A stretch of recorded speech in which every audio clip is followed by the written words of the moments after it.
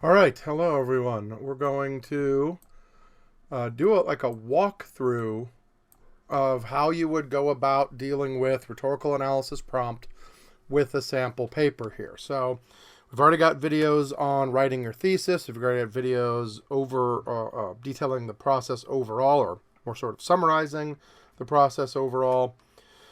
I've got videos on finding and using evidence. But this here is more of an informal walkthrough what you would do once you get your prompt and once you get your piece of writing.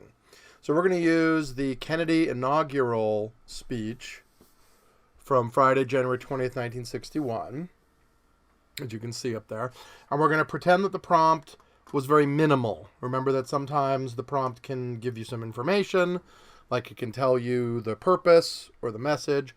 We're going to pretend that this one gives you very little, that it just says, analyze this speech by John F. Kennedy, given at his inauguration, Friday, January 20th, 1961, and analyze the rhetorical devices and explain how they help him achieve his purpose. So very bare prompt. So we have it here. It's not very long, as you can see. I'm going to scroll down just a little bit here. Hopefully you can see me do that. There we go. Okay. So not terribly long. What you can do is go access the document so that you can read it first. I'm going to continue as if you've read it. But if you haven't already read it, especially very recently, I want you to pause this recording and go read the document and hopefully have it available up on your screen, because I can't show you the entire thing all at once. So go ahead and pause the video right now. When you come back, we'll pretend that you've read it. Okay, you're back. So we've read our document, and remember that our first read is just that. It's a skim. It's a rather quick read through just to get an idea of what's going on here in the piece. What is this meant to do? Also, you're going to bring in your own historical knowledge. So let's pretend that since you know who Kennedy is and you have a rough idea what was going on in 1961 and the years before it, you would know, one, that his opponent at that time was Richard Nixon, who was the previous vice president under Eisenhower. Two, you would know, one would hope, that this was a very close election, that the popular vote was virtually 50-50, and some polls had Kennedy winning the popular vote by a tiny margin, others had Nixon winning it by a tiny margin. The Electoral College results were very, very close, and there were some accusations of voter fraud in Texas and Illinois. Those were never proven, though.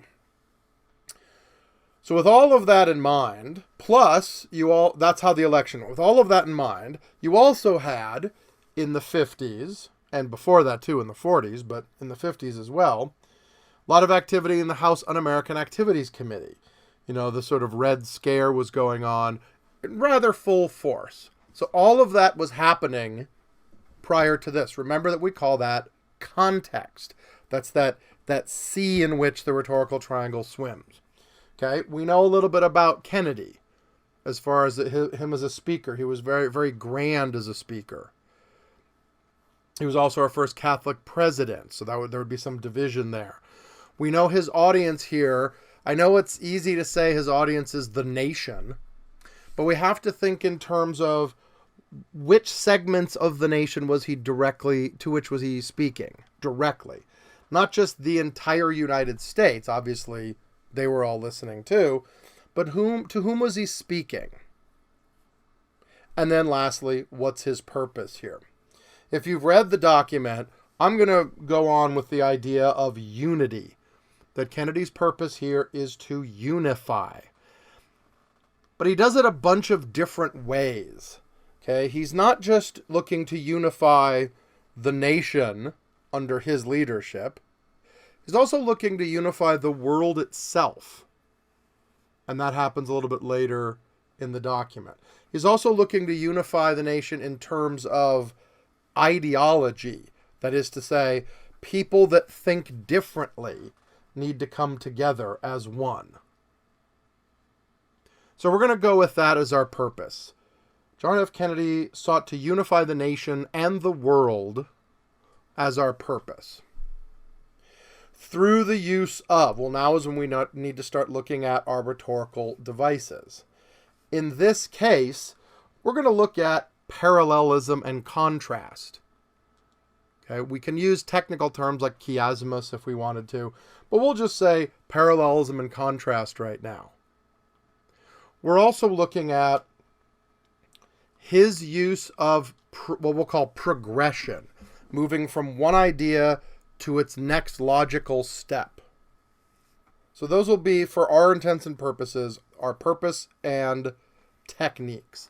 Let's go through now and try and see what we can find that will help us prove those techniques. Okay? All right. So here we are at the beginning. He greets everyone, including Vice President Nixon. Okay, let's see if I can get my highlighter tool to work here. Just move that out of the way. There. See if I can do that. Oops, it's a little small. There's Vice President Nixon being... Let's see if I can do it like that. Oh, whoops, it just covered it right up, didn't it? That's no good. So I got to change this into a highlighter.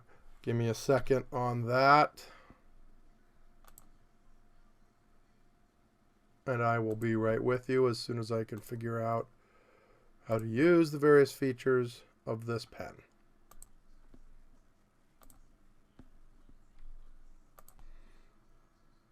All right, I think I figured it out now. Probably should have figured that out before I started, but you get what you get. So anyway, let's look at, there we go. He greets Vice President Nixon. That would have been the person against whom he ran. Okay. All right. He's got his opening line, the world is very different now. He means that both in the sense of the world and also the nation. Okay. Now, he does this quite a bit. Sort of an archaic construction. Let the word go forth from this time and place. Let every nation know. Very grand proclamations. Okay. But notice here, if I can highlight these. There we go. Whoops. Whoops, back up. There we go. Let every nation know, whether it wishes us well or ill, that we shall pay any price, bear any burden, meet any hardship, support any friend, oppose any foe, in order to assure the survival and success of liberty. Could have said, we shall do anything, right? All those guys in highlight there. Let me erase everything. All these guys here, right? Could have just said, we will do anything or everything it takes or something like that. But no. He lists pay any price, bear any burden, meet any hardship, support any friend, oppose any foe, all in the same parallel manner, right? Any.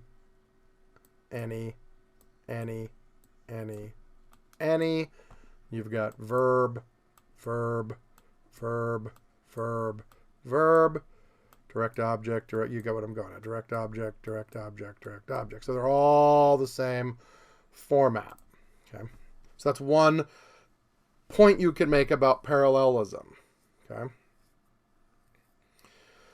Now let's talk about unity. Well, here's pretty direct proof right there that he's talking about unity. United, there is little we cannot do in a host of cooperative ventures. Divided, there is little we can do, for we dare not meet a powerful challenge at odds and split asunder. So there's some evidence for you there. Okay. You've got now that global unity that we were talking about. Okay. He actually had talked about it here. You might have misunderstood this. There we go. Okay. He didn't mean states as in like a state in the union. Okay, because here he talked about that. Okay, so there's your global international stuff here. Here we go again to our sister republic south of the border, more global unity. Okay, United Nations, more global unity. Okay. And now we get this interesting bit about our adversaries. In this case, it would have been the Soviet Union. Okay. Finally, to those nations who would make themselves our adversary, will offer not a pledge, but a request that both sides begin anew the quest for peace before the dark powers of destruction, and so on. So even talking with his adversaries, he's talking about unity. He's not talking about we'll meet, aggression with aggression. He wants to extend the hand of peace. So we've got a lot of stuff there on unity. Okay, now I'm going to scroll down just a little bit here, if I can. Whoops, let me just get it. There we go. There we go. So, where was I? Okay. Here's some more on our unity, right? A lot of repetition, too. Let us begin anew, remembering both sides. There it is. That civility is not a sign of weakness. Sincerity is above proof, and so on. Let both sides explore, and so on and so forth. So a lot of unity. He's even got the word unite right there. Okay. And let me get to the end here just so I can... There we go. All right. Now we'll go down to the bottom here. Some of his most unifying language that I'm sure you've heard before. Right there. Okay. And so, my fellow Americans, ask not what your country can do for you. Ask what you can do for your country. More unifying language. And that's for our nation. And then we've got more global unity there. So that's a lot of evidence to support the unity idea. But what about the specific devices? Well, let's go backwards now. Let's go back to this. Technically, that's called chiasmus, where you've got this beginning part. Let's see if I can switch over to my pen here. Where you've got this beginning part here, and then contrasted with this end part there. You see how they're inverted. They're reversed. Okay, they're reversed both in idea and in structure. So ask not what your country can do for you. So you've got country, you. And then he flips it. You, country. And he's got in the first one a negation, ask not. And in the second one, he's got ask. So it's a flipping of idea, right, from negative to positive. And it's a flipping of structure. Country, you, country. That's called chiasmus when you do that. But we don't need to really know that term. We can just say he uses contrasts. He contrasts one idea with another. He does this quite a bit. Lots of contrast. I'm just going to go backwards here just because I'm starting at the bottom. Okay. What problems unite us instead of belaboring those problems which divide us? Okay. Explore the stars, conquer the deserts. Those are sort of opposite. Stars are way up there, deserts are way down here. Okay, let's move up a little bit here. Okay. So, if you wanted to look at this, the first thing you'd have to do is decide what's the purpose I'm going to go with. I decided to go with unity, but it was more than just plain word unity. It was unity of the nation, unity of ideology, unity of sort of international global unity. We found evidence for that. In every case, we'd be pointing at how does this evidence show that he is unifying and what effect does it have? Now, I just went with that. There were many, many other ways you could have gone with this. You didn't have to do unity and you didn't have to pick those specific examples. I did for the purposes of this walkthrough. I know this is not the best way to get this across to you, but I hope that this at least helped and prepared you a little bit.